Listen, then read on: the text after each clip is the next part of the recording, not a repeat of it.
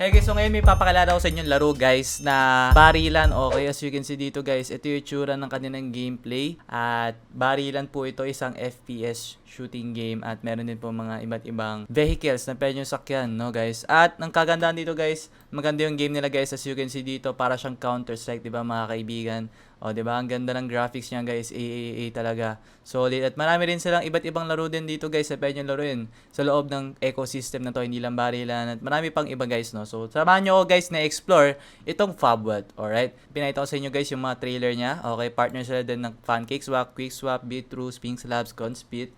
Mga malalaking companies din sa space na to. At yung ecosystem nila guys is tatlo lang naman talaga. Una, meron silang maraming high-end multiple games, no? Kita nyo naman guys, AAA yung graphics na hindi yung kutod ng mga card games lang or yung mga bulok na game na pangit yung graphics. Sana talaga maganda yung pagkakagawa ng game nila. It takes time to develop those kind of games. At meron din silang play-to-earn model at pwede din sila i-collect sa isang malaking gaming verse, no, dahil isa itong malaking platform kung saan napakarami ng games. Alright? So marami silang games dito sa Fabworld. Merong una yung Arsenal, merong Funworld at merong H2O. Pero yung pinasat nila guys is yung Arsenal. Kasi guys, yung Arsenal nila is barilan, no? Barilan to parang Counter-Strike. Sino bang hindi mahilig sa barilan, di ba? So lahat naman ng tao siguro mahilig sa barilan. Na-enjoy ko yan kahit sino, di ba? Tapos meron din sila dito iba't iba. Katulad ng Fabworld, kung mahilig naman kayo sa sports, pwede yan. Kung sa H2O, parang nag-jet ski kayo, pwede yan. Parang i-jet ski nyo hanggang China par, di ba?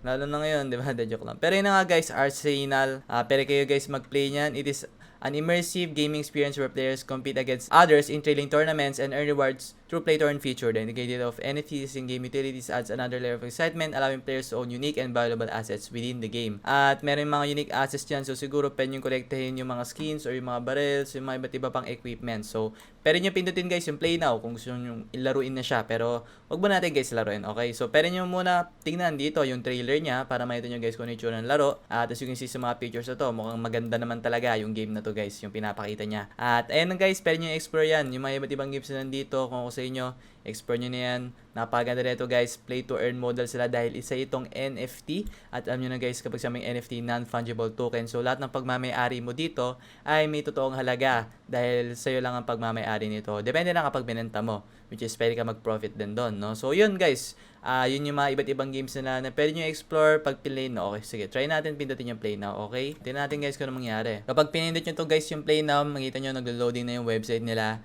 At pwede nyo download guys sa Windows, sa Google Play, sa App Store at sa Mac.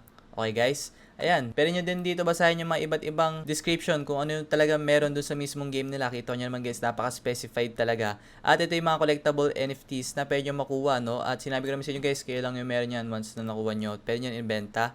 At meron sila mga roadmap guys, completed na. Dati hindi pa siya available sa lahat. Siguro nung una sa web lang sila available, pero ngayon nasa Windows, kompleto na sa Android at sa iOS sa Play Store na nga, diba? At ito yung mga roadmap nila na natapos na nila. At yung susunod pa is sa next time pa nila gagawin, okay? Tapos guys, meron kayong pwedeng collectin na NFTs, meron din kayong mga clans na parang squad sa Mobile Legends kung saan pwede kayo mag-team up kasama yung mga team mo.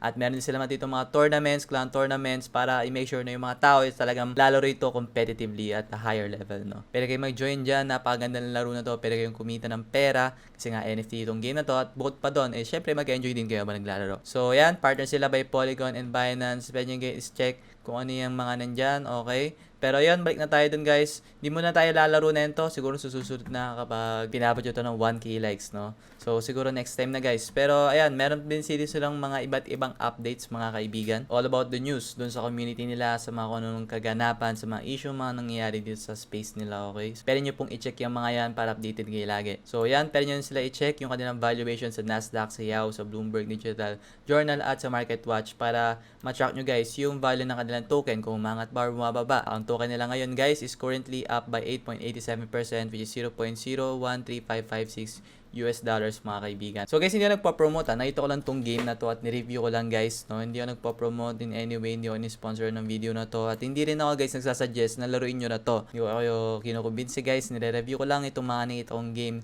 sa crypto na nakikita ko na pwede maging mataas yung potential in the future dahil yung sa Axie guys, is something na I miss out a long ago. So siguro kung napaaga ako doon, siguro nag-benefit ako doon. Pero late kasi ako nakapasok doon. Pero sa mga karamihan sa mga NFT space, kailangan kapag ikaw yung nauna, kapag bago pa lang sila natagpuan mo na at nakapasok ka, doon ka talaga magbe-benefit. Kaya guys, nagre-review ako ng mga iba't ibang crypto projects dito sa ating channel para makita natin yung mga developing na product na hindi pa masyadong kilala. At hindi ko to talaga guys i-promote or suggest. Pero inire-review ko lang. Okay, so ito yung mga founder nila guys. Pwede nyo check yung kanilang mga Facebook, Twitter, LinkedIn. Ayan, yung mga founder nila, CEO, yung bumubuo ng kanilang team to make this project a reality. Okay, so partner din sila with a lot of brands. As you can see dito mga kaibigan, napakadami ng mga yan. At ito yung advisor pa nila. Okay, so yun. Yun lang naman yung all about dun sa kanilang product na ito naman guys. Pwede ko na sa inyo. Pakita pa natin guys yung kanilang NFT market. Ito yung marketplace nila guys. I-collect nyo lang yung MetaMask nyo dyan kung gusto nyo